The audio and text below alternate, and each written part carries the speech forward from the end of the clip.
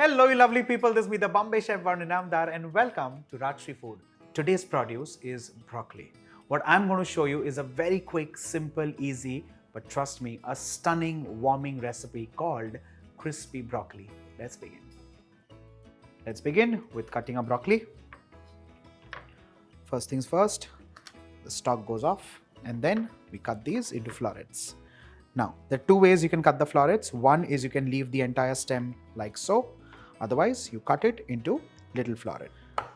You can keep the floret in its entirety or cut it like so and then cut it into a half. The cut is really a personal call and a personal choice.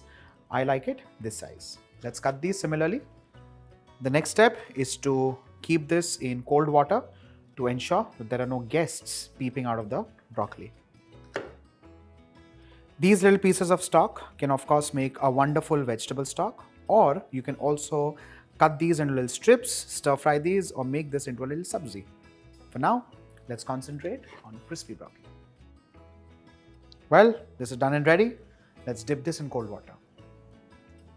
Well, you can also use salted water if you please, and that way it really takes care of all the unwarranted worms and pests. Dunk this in, keep it for like 5-7 minutes, and then we move on to the recipe.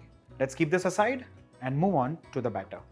Cornstarch to ensure that the broccoli becomes absolutely crisp with a bite, and to ensure that the cornstarch clings onto the broccoli, I'm going to add in refined flour. Do not overdo this, otherwise the batter would become soggy and sticky. A touch of salt and a touch of pepper. Let's add in iced cold water and whisk this to form a batter of coating consistency and also lump free. Remember that. Our batter is done and ready. Let's move on to the deep frying, for which of course we need oil in a kadhai.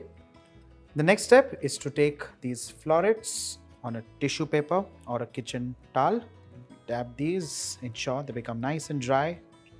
Dip this in the batter, either in its entirety or just like 3/4. Dab the excess and transfer this in hot oil. Ensure that the flame is whacked on a full to ensure that these become nice and crisp and do not get overcooked. Ensure that there's a lot of space for the broccoli to fry individually without clinging onto each other. Move these around after 30-40 seconds and not immediately. Once you see that they just kind of begin to turn golden brown in color, we pull these out. Let's pick these and transfer these on an absorbent tissue paper.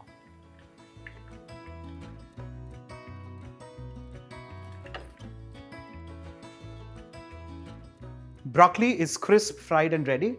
Let's move on to making the spice mix, for which I'm going to take chilies, cut these into thick slices or thick strips like so. You can take 6-7 or maybe even more. Choice is completely yours. Let's collect these in the bowl again, and we're ready to move on. Also, what I like to collect are the seeds, because that's where the real flavor is. Let's begin with regular vegetable oil in a wok, a tablespoonful of crushed ginger with green chilies again, sliced green chilies, and stir fry this on high flame. Once the raw flavor goes away, I'm going to add in the broccoli.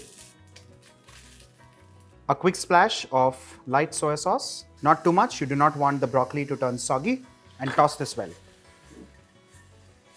With this, our crispy broccoli is done and ready, and with this, off goes the flame.